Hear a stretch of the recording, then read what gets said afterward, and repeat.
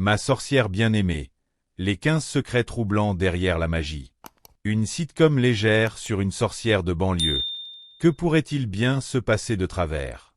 Beaucoup de choses, en réalité. Derrière les rires et les tours de magie, Ma sorcière bien-aimée cachait une ombre que peu de fans ont perçue. Le pilote a été lu le jour même de l'assassinat de John F. Kennedy. Pendant toute la durée de la série, la tragédie a frappé à plusieurs reprises. Plusieurs acteurs sont morts jeunes, parfois dans des circonstances mystérieuses ou bouleversantes. Très vite, des rumeurs ont commencé à circuler, la série serait maudite. Ajoutez à cela un épisode en blackface qui a pourtant remporté un prix, un changement d'acteur jamais expliqué et un divorce bien réel qui a discrètement mis fin à la série. Et soudain, Ma sorcière bien-aimée semble bien moins innocente. Ces 15 faits étranges révèlent la vérité troublante, controversée et parfois inquiétante qui se cache derrière l'une des séries les plus aimées des États-Unis. La magie était réelle, mais le prix à payer aussi. Ma sorcière bien-aimée, un phénomène culturel.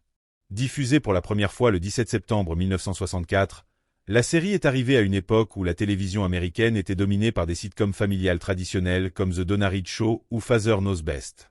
Mais Ma sorcière bien-aimée a renversé la formule, littéralement, en présentant une épouse de banlieue qui se trouvait être une sorcière.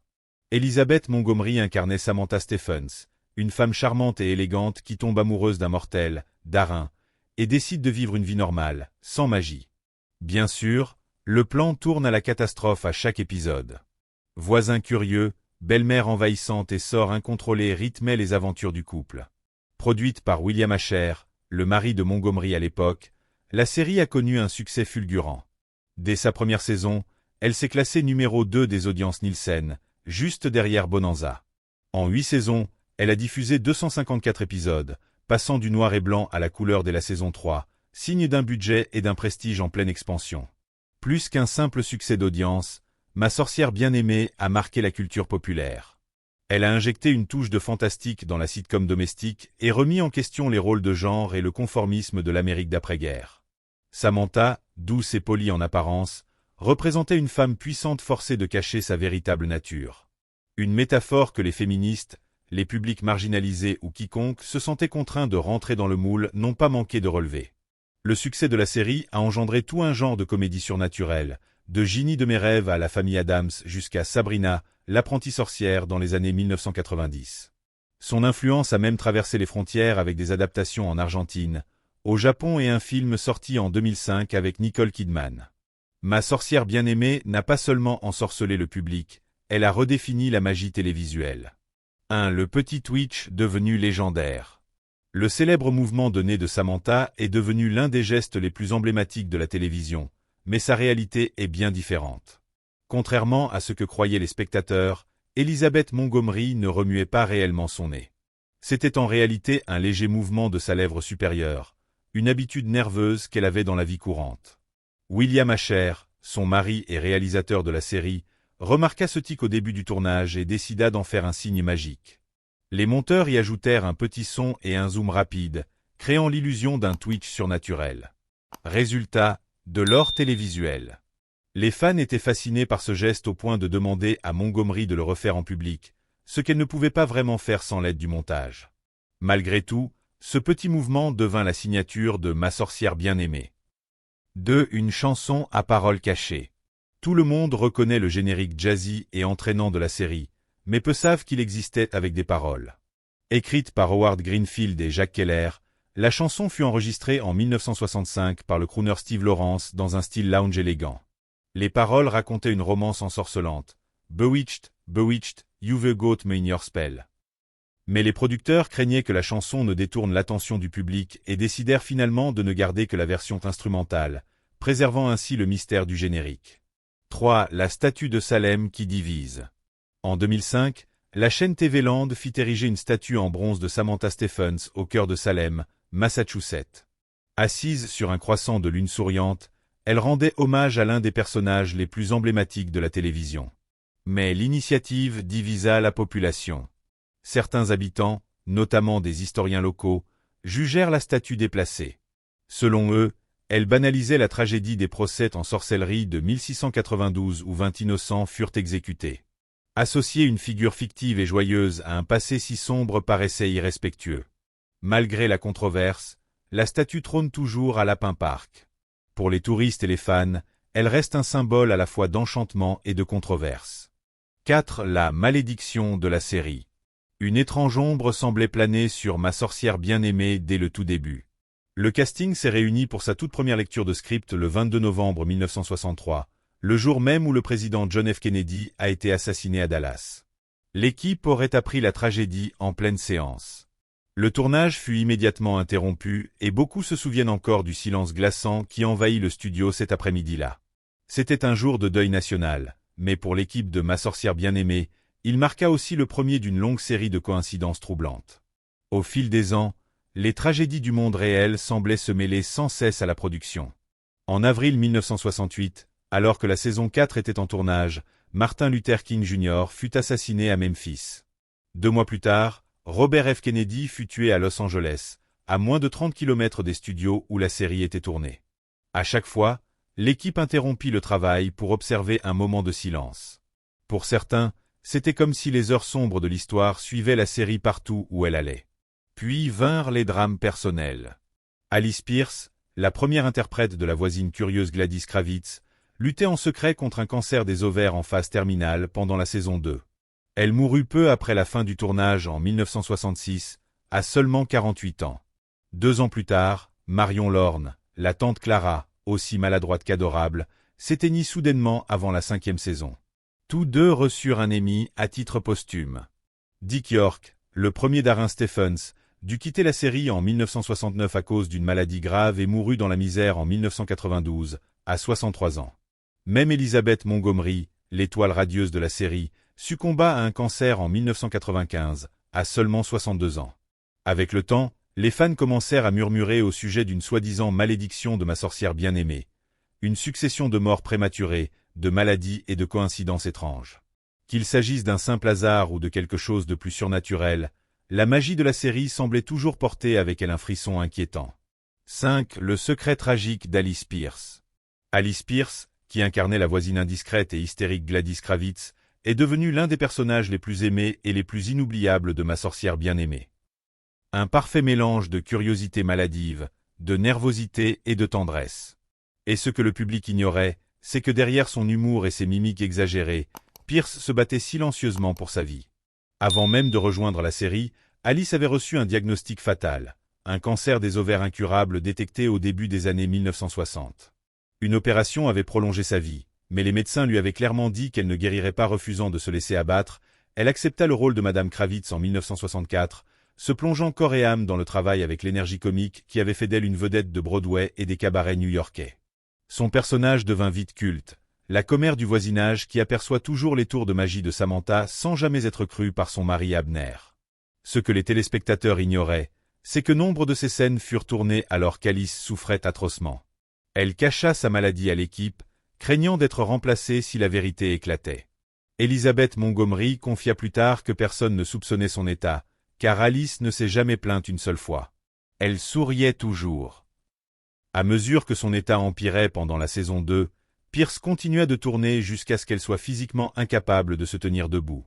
Sa dernière apparition à l'écran fut diffusée quelques mois avant sa mort, survenue le 3 mars 1966. Elle n'avait que 48 ans.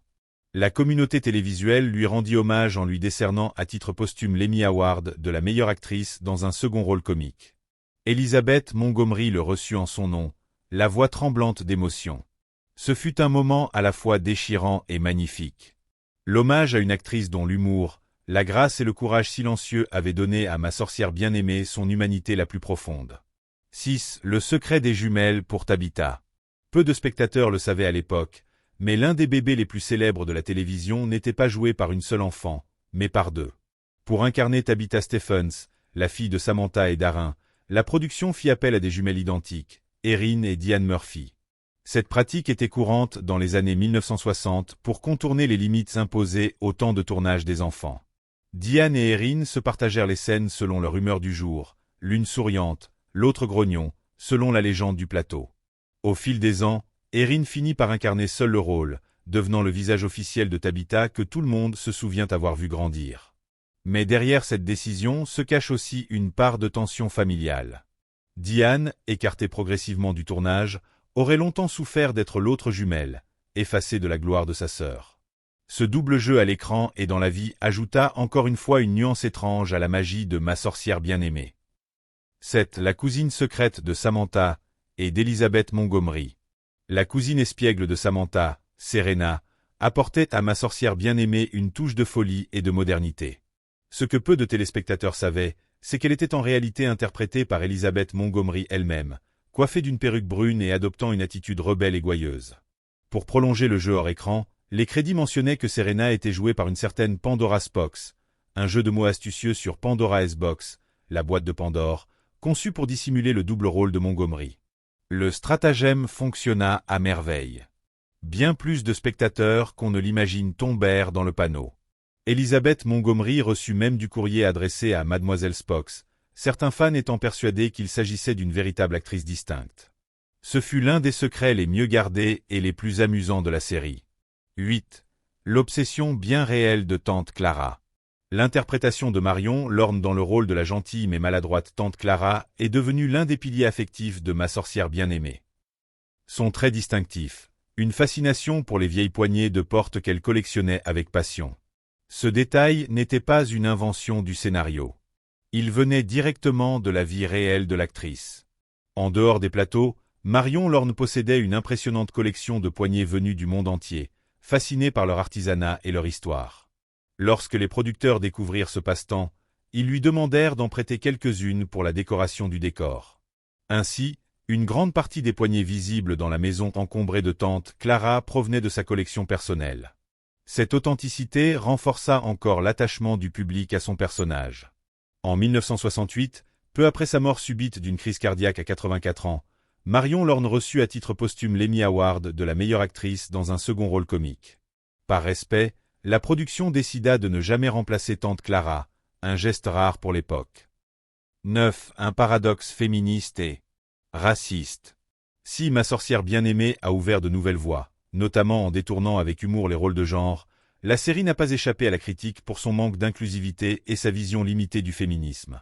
Samantha Stephens, interprétée par Elizabeth Montgomery, était une femme puissante contrainte de dissimuler sa véritable nature pour se conformer aux attentes patriarcales de la banlieue américaine. À première vue, la série semblait tourner en dérision l'idéal de la ménagère soumise des années 1960. Mais comme l'a souligné la chercheuse Phoebe Bronstein, la métaphore d'une femme surnaturelle qui passe pour normale contient une ambiguïté. Samantha choisit de cacher ses pouvoirs, là où d'autres, notamment les personnes racisées à cette époque, n'avaient aucun contrôle sur la manière dont la société les percevait. L'absence totale de personnages noirs ou latinos renforce encore l'image d'un monde blanc et bourgeois, reflet des limites culturelles de la télévision américaine d'alors. 10. Le dilemme des deux Darins. Le départ soudain de Dick York en plein milieu de la saison 5 laissa les fans perplexes pendant des décennies. À l'écran, son personnage Darin Stephens, le mari mortel et publicitaire nerveux, disparut du jour au lendemain, remplacé sans explication par un nouvel acteur. La réalité en coulisses était bien plus tragique. En 1959, sur le tournage du western They Come to Cordura avec Gary Cooper, York subit un accident grave. En soulevant une draisine avec un partenaire de scène, il se déchira les muscles du dos du côté droit. La blessure ne guérit jamais complètement et il vécut avec des douleurs chroniques qui l'accompagnèrent jusqu'à la fin. Au début de Ma sorcière bien-aimée en 1964, il dépendait déjà de puissants antalgiques pour tenir le rythme. Les longues journées de tournage finirent par l'épuiser physiquement et mentalement. En 1969, lors de l'épisode Daddy Does H.I.S. Sting, il s'effondra sur le plateau et fut transporté à l'hôpital. Il n'y revint jamais. La chaîne ABC le remplaça discrètement par Dick Sargent qui apparut dès l'épisode suivant. Fait étonnant, la série ne fit jamais allusion à ce changement. Aucune explication, aucun clin d'œil au spectateur, un effacement total, magique mais déroutant. Certains fans apprécièrent la douceur de Sargent, d'autres restèrent fidèles à l'intensité nerveuse de York. Le débat sur le meilleur Darin divise encore les nostalgiques. Après son départ, Dick York connut la pauvreté, l'addiction, puis trouva une nouvelle vocation dans l'aide aux sans-abri. Son histoire n'était pas qu'un simple changement de casting, c'était un drame humain caché derrière les rires en boîte. 11. L'ultimatum d'Elizabeth Montgomery. Lorsque Ma sorcière bien-aimée atteignit sa 8e saison en 1971, Elizabeth Montgomery en avait assez. Ce qui avait commencé comme un projet passionné créé par son mari de l'époque, le réalisateur et producteur William Asher, était devenu une épreuve émotionnelle. Leur partenariat créatif, autrefois puissant, s'était délité en même temps que leur mariage. Malgré leurs efforts pour garder les apparences professionnelles, les tensions sur le plateau étaient palpables. D'après plusieurs sources, dont des témoignages de collègues et les propres récits d'Asher, Montgomery devenait de plus en plus distante. Elle arrivait souvent quelques minutes avant le tournage, puis quittait immédiatement le plateau une fois les prises terminées. En privé, elle confia à l'un des producteurs exécutifs, Harry Ackerman, qu'elle n'accepterait une 9e saison qu'à une seule condition, Asher soit écarté de la production. Ackerman refusa. Bien qu'elle soit encore sous contrat pour 2 saisons, Montgomery décida de partir. Sa vie personnelle avait changé. Elle avait entamé une nouvelle relation avec l'acteur et réalisateur Richard Michael, qui avait dirigé plusieurs épisodes de la série. Travailler chaque jour auprès de son ex-mari était devenu insoutenable. Sans elle, il n'y avait plus de Ma sorcière bien-aimée. En 1972, ABC mit fin à la série en silence. Aucun épisode d'adieu, aucun dernier sortilège. La magie s'éteignit tout simplement. 12. Un épisode très spécial et troublant. L'un des épisodes les plus discutés et les plus dérangeants de la série est sans doute Sister Satat, diffusé la veille de Noël 1970. L'épisode se voulait révolutionnaire pour son temps, une tentative de dénoncer le racisme à une heure de grande écoute. Mais si l'intention était louable, la mise en scène provoqua un malaise durable, notamment à cause d'une scène jugée aujourd'hui comme du blackface. L'histoire de cet épisode est pourtant belle. Il fut coécrit par une classe de 26 élèves afro-américains du Jefferson High School de Los Angeles dans le cadre d'un programme éducatif d'ABC appelé ETV Workshop. Sous la direction de leur professeur Marcella Saunders et du producteur William Asher, les étudiants créèrent un scénario centré sur l'amitié et l'égalité raciale. Elizabeth Montgomery adora l'idée et insista pour qu'il soit tourné. Dans l'épisode, Tabitha, la fille de Samantha et Darin, devient la meilleure amie d'une fillette noire, Lisa. Quand un client raciste s'oppose à leur amitié, Tabitha lance un sort qui fait apparaître des points noirs et blancs sur leur visage. Une métaphore censée illustrer leur unité mais dont la mise en image évoquait involontairement le blackface. À l'époque, Sister Satat fut salué comme un épisode audacieux et reçut un Governoress Award de l'Académie des arts et sciences de la télévision. Mais avec le recul, de nombreux critiques y voient un exemple de bonnes intentions mal exécutées. Aujourd'hui encore, l'épisode divise. Chef-d'œuvre humaniste pour certains, maladresse raciale pour d'autres. 13. Le spin-off oublié et raté. Après la fin de la série en 1972, ABC n'était pas prête à abandonner la magie. La chaîne lança l'idée d'un spin-off centré sur Tabitha Stephens, désormais adulte et tentant de gérer ses pouvoirs sans sa mère. Mais le projet connut de nombreux errements. Le ton oscillait entre comédie légère et drame surnaturel. Elizabeth Montgomery refusa d'y participer et la mort d'Agnès Morehead priva la production d'un autre pilier essentiel. Le concept fut mis de côté jusqu'en 1977, où une nouvelle version vit le jour, sobrement intitulée Tabitha avec Lisa Hartman dans le rôle principal. Le résultat ? Une confusion totale. Les personnages avaient changé, l'histoire de famille aussi, et l'esprit de la série originale semblait perdu. Malgré quelques instants charmants, le charme n'opéra pas. La série fut annulée après seulement 11 épisodes. Aujourd'hui, Tabitha reste une leçon pour les producteurs. La foudre ne frappe jamais 2 fois dans le même show. 14. Barbara Eden met fin à la rumeur de rivalité. Pendant des décennies, les fans adorèrent comparer Ma sorcière bien-aimée à Ginny de mes rêves, allant jusqu'à inventer une rivalité entre leurs 2 stars, Elizabeth Montgomery et Barbara Eden. 2 blondes magiques, 2 amours impossibles, 2 séries cultes des années 1960. Tout semblait prêt pour un duel médiatique. Mais selon Barbara Eden, cette rivalité n'a jamais existé. Il n'y a jamais eu de compétition entre nous, déclara-t-elle à The Archive of American Television. Nous étions enceintes à peu près en même temps et nous parlions souvent pendant le maquillage. Les tensions, expliqua-t-elle, étaient entièrement fabriquées par les médias et les producteurs, désireux d'alimenter la rivalité entre NBC et ABC. Montgomery, de son côté, trouvait les comparaisons amusantes et considérait Ginny comme une série différente, plus fantaisiste et burlesque, tandis que Ma sorcière bien-aimée reposait sur la satire sociale et les mœurs suburbaines. 15.